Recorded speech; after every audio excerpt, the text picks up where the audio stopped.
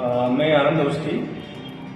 जैसा कि आप सभी को ज्ञात है कि पूर्व में ही मेरे द्वारा आप सभी के बीच में बहुत सारी इन्फॉर्मेशन वीडियो के माध्यम से शेयर की गई है और हो सकता है कि आप सभी को ये जो इन्फॉर्मेशन दी गई है वो सुझाव के रूप में अच्छी लगे। और यदि आप सभी को सुझाव के रूप में ये बात मेरी अच्छी लग रही है तो कमेंट बॉक्स में अपना सहमति जरूर मेरे को दर्ज कराएं। इससे क्या है कि मनोबल भी बढ़ता है और कहीं ना कहीं जो नए विचार आते हैं वो सभी आप सभी के बीच में जो है आ सकेंगे। उसी तारतम्य का नई इन्फॉर्मेशन आप सभी के बीच में लेके आ रहा हूँ जो हो सकता है कई लोगों को ज्ञात भी है और कई लोगों को ज्ञात ना हो। तो इसी को ध्यान में रखते हुए एक जानकारी आप सभी के बीच लेके आ रहा हूँ प्रॉपर्टी के संबंध में। जो प्रॉपर्टी क्रय विक्रय किया जाता है उनके बीच में एक प्रक्रिया होती है जिसको हम बोलते हैं नामांतरण। तो सबसे पहले तो हम ये देखेंगे कि नामांतरण आखिरकार होता क्या है और नामांतरण किन किन दस्तावेजों के आधार पर होते हैं और नामांतरण क्यों कराना आवश्यक होता है। ठीक है, तो नामांतरण एक प्रॉपर्टी के संबंध में देखा जाए तो एक बहुत ही अहम प्रक्रिया है। जिस तरीके से हम आप रजिस्ट्रार ऑफिस में स्टाम्प ड्यूटी शासन को पे करते हैं, रजिस्ट्री कराते हैं या कोई भी दस्तावेज तैयार कराते हैं तो उसके बाद नामांतरण की प्रक्रिया बहुत अहम प्रक्रिया होती है। और नामांतरण यदि किसी का नहीं हुआ है तो जहां तक ये माना जाए कि संपत्ति का अधिकारी वो नहीं होता। सिर्फ स्टाम्प ड्यूटी पे करने से संपत्ति का अधिकार उसको प्राप्त नहीं होता है। इसलिए हर एक व्यक्ति को, हर एक नागरिक को जो संपत्ति क्रय कर रहा है या कोई भी प्रक्रिया आगे जा रही है, नामांतरण कराना अति आवश्यक है। नामांतरण होता क्या है और नामांतरण के जो एक शब्द हैं जो मार्केट प्रचलन में होते हैं वो क्या है मैं आपको बताता हूँ। ठीक है, हो सकता है कि ये कुछ लोगों को ज्ञात भी है लेकिन जिनको ज्ञात नहीं है उन सबके बीच ये बात रखना अति आवश्यक है। क्योंकि कई लोग नामांतरण, म्यूटेशन और दाखिल खारिज में कंफ्यूज रहते हैं कि आखिरकार ये है क्या। ठीक है, तो नॉर्मली हम देखते हैं तो ग्रामीण अंचल में अमूमन तौर पर बात आती है दाखिल खारिज की। ठीक है, यदि कुछ लोग पढ़े लिखे हैं, शहरी क्षेत्र में यदि आ जाते हैं तो म्यूटेशन और नामांतरण दो शब्द जो है प्रचलन में आते हैं। तो नामांतरण, दाखिल खारिज और म्यूटेशन तीनों एक ही शब्द है। म्यूटेशन इंग्लिश में बोला जाता है, नामांतरण और दाखिल खारिज ये दोनों हिंदी में सब जो है बहुत में यूज किए जाते हैं। तो दाखिल खारिज, नामांतरण, म्यूटेशन तीनों एक ही है, इसमें कोई कंफ्यूज होने की आवश्यकता नहीं है और तीनों ही जो शब्द हैं वो एक है, इनका कोई भी अलग जो है अर्थ नहीं है। ठीक है, जनरली भाषा में देखा जाए तो दाखिल खारिज का बहुत सीधा अर्थ है, समझने की सिर्फ आवश्यकता है। जिसको मालूम नहीं है उनके लिए समझने की सिर्फ आवश्यकता है। दाखिल और खारिज, दाखिल का तात्पर्य है अंदर प्रवेश करना और खारिज का अर्थ है उसको हटाना। ये हुआ दाखिल खारिज। नामांतरण, नामांतरण, नामांतरण में शब्द आता है नाम और अंतरण। ठीक है, दोनों शब्द हो गए। नाम को चेंज करना, ठीक है, ये हमारा नामांतरण मतलब नाम को परिवर्तित कर देना। ठीक है, तो नए पुराने नाम के स्थान पर नए नाम को जोड़ देना, पुराने को विलोपित कर देना, ये हमारा होगा नामांतरण। तो यही इसको हम इंग्लिश में बोलते हैं, तो यूं बोले तो म्यूटेशन।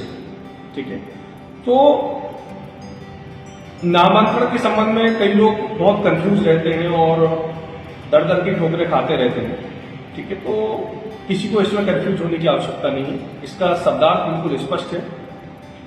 नामांतरण को यदि हम यूं बोले तो नाम का परिवर्तन करना, किसी के द्वारा क्रय की गई संपत्ति पर मूल ग्राहक का या मूल व्यक्ति का जिसके नाम पर वो संपत्ति थी उसके स्थान पर जिसके द्वारा स्टाम्प ड्यूटी पे की है, जिसके द्वारा विक्रय किया गया है, विक्रेता का नाम विलोपित करके क्रेता का नाम जोड़ देना, इसको बोलते हैं नामांतरण। जब भी कोई व्यक्ति रजिस्ट्री कराता है तो एक क्रेता होता है, एक विक्रेता होता है। तो विक्रेता क्या करता है, अपनी प्रॉपर्टी में से कुछ अंश भाग एक दूसरे व्यक्ति को बेच देता है, या हो सकता है पूरा भाग ही वो किसी दूसरे व्यक्ति को बेचे। ठीक है, तो ए व्यक्ति द्वारा यदि बी व्यक्ति को प्रॉपर्टी बेची गई है तो ए व्यक्ति के नाम के स्थान पर बी व्यक्ति का नाम जोड़ देना, इसको बोलते हैं हम नामांतरण। यदि इसको हम परिभाषित करें तो यूं कहें कि किसी संपत्ति पर स्वामी के रूप में, जैसे खसरे में नाम लिखा रहता कि फला फला, मुन्ना लाल, गंगूलाल या XYZ जो भी। तो यदि मुन्ना लाल या जिसको हम यूं बोले तो ये व्यक्ति द्वारा किसी प्रॉपर्टी को बेच दिया तो वो क्या हो गया, उसका नाम वहां से हटा देना चाहिए, इसको बोले हम नामांतरण।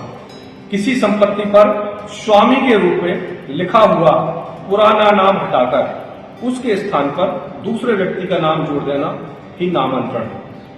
ठीक है, तो उस पर क्या होता है कि जो रेवेन्यू रिकॉर्ड में दस्तावेज होते हैं उस दस्तावेज में नए व्यक्ति का नाम जोड़ दिया जाता है। ठीक है, तो इसी को हम बोलते हैं नामांतरण या दाखिल खारिज या म्यूटेशन। अब ये होते कहां पर है, ये 3 स्थान पर आपके नामांतरण, म्यूटेशन या दाखिल खारिज होते हैं। इस पर सबसे पहले होता है आपका रेवेन्यू रिकॉर्ड। रेवेन्यू रिकॉर्ड बोले तो आपका तहसील। तहसील में यदि कोई भी व्यक्ति के द्वारा कोई प्रॉपर्टी, खसरे की प्रॉपर्टी परचेज की है या खरीदी गई है तो खसरे की प्रॉपर्टी जो होती है उसका संबंध सीधे तहसील से होता है। ठीक है, तो खसरे की यदि प्रॉपर्टी खरीदी गई है तो सबसे पहले उस प्रॉपर्टी का जो नामांतरण है, दाखिल खारिज है, वो नामांतरण पंजी में तहसील कार्यालय में कराया जाता है, जिसकी बहुत ही सरल प्रक्रिया है, ऑनलाइन प्रक्रिया है। ऑनलाइन आप आवेदन करके कोर्ट में अपने संपूर्ण दस्तावेज को प्रस्तुत करें जो संपत्ति के अधिकार के रूप में है, और जिस विक्रेता के द्वारा प्रॉपर्टी बेची गई है उसके द्वारा कंसल या सहमति दे दी जाती है, उसका इजीली नामांतरण हो जाता है। पर इस प्रक्रिया को बहुत पेचीदा बना दिया गया है। वो किनके द्वारा बनाया गया है, एडवोकेट हुए और जो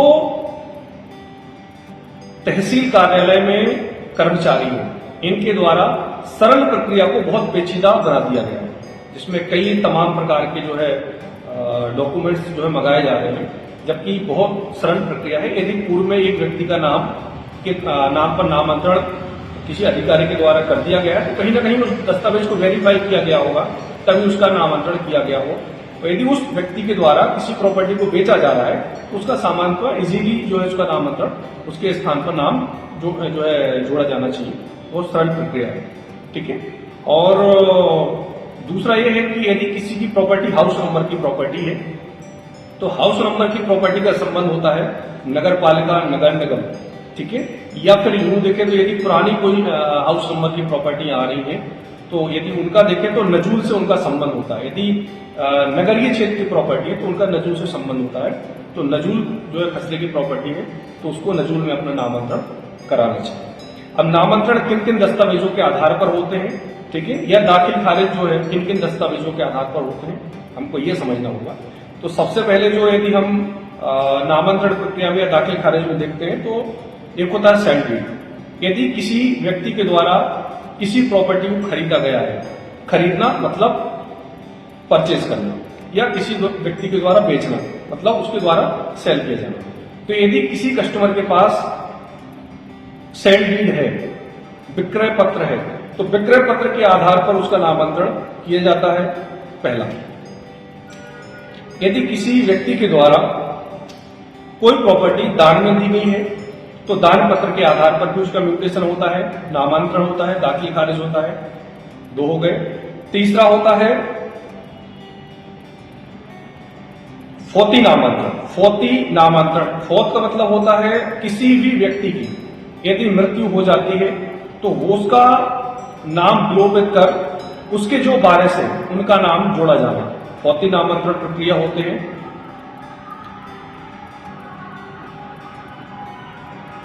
इसके अलावा यदि हम नामांतरण प्रक्रिया में देखते हैं तो होता है आपका सहस्वामित्व या फिर दान पत्र हुआ या हत्या हुआ।